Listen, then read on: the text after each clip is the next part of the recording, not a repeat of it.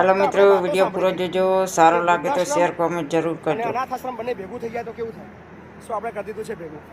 અનાથ બાળકો અને વૃદ્ધો બંને એક સાથે રહે છે અને નાના બાળકો વૃદ્ધોનું ધ્યાન રાખે છે અને વૃદ્ધો નાના બાળકોનું ધ્યાન રાખે છે. તો કેવો લાગ્યો કોન્સેપ્ટ ચોક્કસથી કોમેન્ટ કરતા જો અને તમારો સહકાર આપતા રહેજો. ધન્યવાદ. સો આ બધું જ આપ બધાના સાથ અને સહકારથી ચાલે છે. સો વૃદ્ધાશ્રમ અને અનાથાશ્રમ હવે થઈ ગયો છે એક સાથે રહીને આ જે બાળકો છે એ વડીલોની સેવા કરી રહ્યા છે અને વડીલો છે એ બાળકોને સંસ્કાર આપવાનું કામ કરે છે. તો ગજબનું છે અમારું આ દર્દીનો છેડો વૃદ્ધાશ્રમ. આજના ભોજનના દાતાની વાત કરીએ તો યશપાલસિંહ અશોકસિંહ મૈડા જેઓ બોરસદના છે, તો એ આજે ભોજન માટે અમને યોગદાન આપી રહ્યા છે. તો યશપાલસિંહનો અમે બહુ બધો આભાર માનીએ છીએ. Thank you so much. અને બીજા એક દાતા છે ભાવનાબેન પ્રકાશકુમાર પટેલ, જેઓ રાયસણ ગાંધીનગરના છે. તો એમના તરફથી પણ અમને આજે ભોજન માટે યોગદાન પ્રાપ્ત થયું છે. સો બાળકોને સંસ્કાર આપવા ખૂબ જરૂરી છે અને સંસ્કાર આપવાનું કામ વડીલોનું છે.